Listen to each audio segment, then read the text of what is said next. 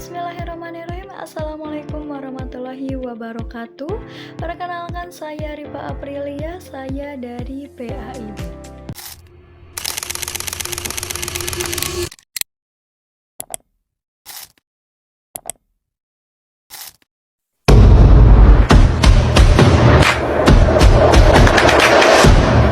Dalam kehidupan modern yang semakin cepat, pendidikan bukan hanya proses mentransfer ilmu, tetapi juga proses pembentukan manusia. Namun pertanyaannya, manusia seperti apa yang ingin dibentuk, dan bagaimana pendidikan Islam menjawab tantangan besar seperti sekularisasi ilmu, krisis spiritualitas, hingga reduksi manusia menjadi sekadar objek teknologi. Video ini akan mengajak kita menyelami filsafat pendidikan Islam melalui 3 pondasi utamanya. Yang pertama yaitu ontologi, epistemologi, dan aksiologi, lalu memandang kembali bagaimana konsep-konsep itu tetap relevan untuk menjawab problematika kontemporer. Yang pertama, kita akan membahas ontologi pendidikan Islam. Ontologi membahas hakikat keberadaan. Dalam pendidikan Islam, manusia bukan hanya makhluk biologis, sosial, atau rasional, tetapi juga makhluk spiritual dan khalifah. 2 konsep paling penting dalam ontologi manusia adalah: yang pertama, manusia sebagai abdul, atau yang disebut juga hamba Allah yang tunduk pada nilai-nilai ilahi. Yang kedua yaitu manusia sebagai khalifah, atau yang disebut juga pemakmuran bumi dengan tugas moral. Dari perspektif ini, pendidikan Islam tidak memandang manusia sebagai mesin ekonomi atau sekadar objek teknologi.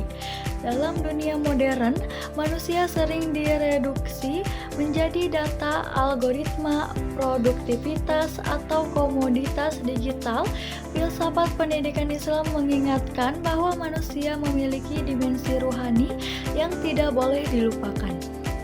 Ontologi ini sekaligus menjadi kritik terhadap filsafat humanistik Barat yang menonjolkan self-aktualisasi sebagai tujuan tertinggi manusia. Dalam Islam, puncak aktualisasi diri bukan sekadar mencapai potensi pribadi, tetapi menyelaraskan potensi dengan tujuan penciptaan.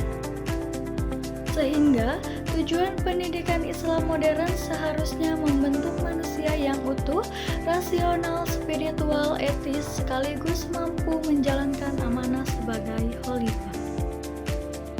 Yang kedua yaitu kita akan membahas epistemologi pendidikan Islam. Dari mana ilmu berasal? Epistemologi ini membahas sumber dan cara memperoleh ilmu. Dalam tradisi Barat modern, ilmu dipisahkan dari nilai agama sehingga melahirkan sekularisasi ilmu.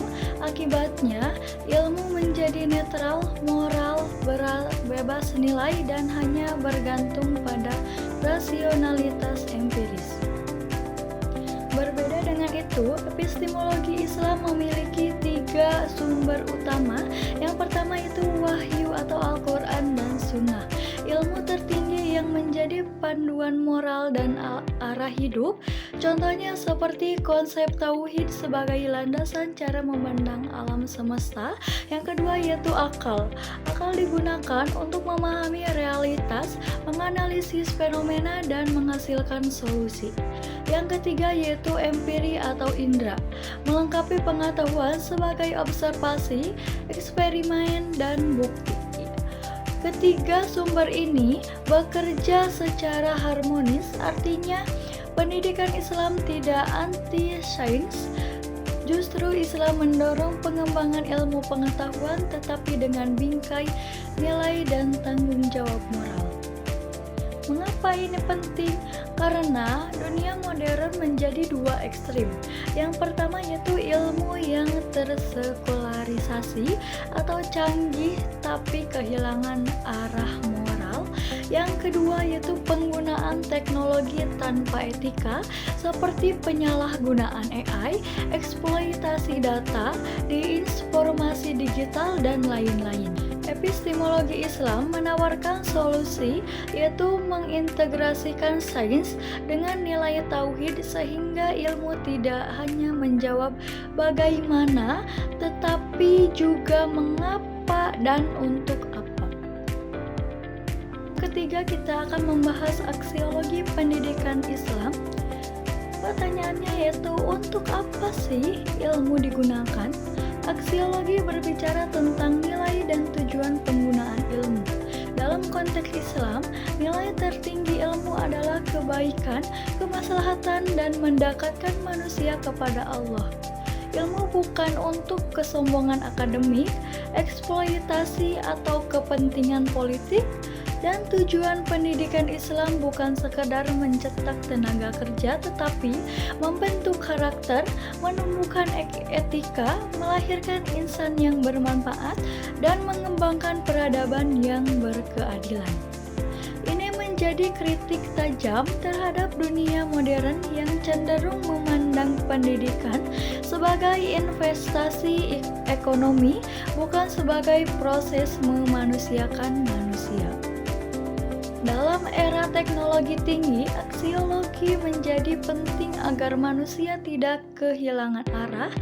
Tanpa nilai, teknologi hanya menjadi alat dapat menghancurkan manusia itu sendiri.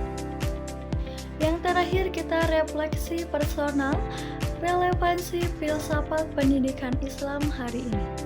Sebagai generasi yang hidup di era digital, saya melihat bahwa tantangan terbesar bukan lagi kekurangan informasi, tetapi kehilangan makna. Kita bisa mengakses ilmu dengan satu klik, tetapi kehilangan kedalaman pemahaman. Kita terkoneksi secara digital, tetapi secara spiritual sering merasa kosong.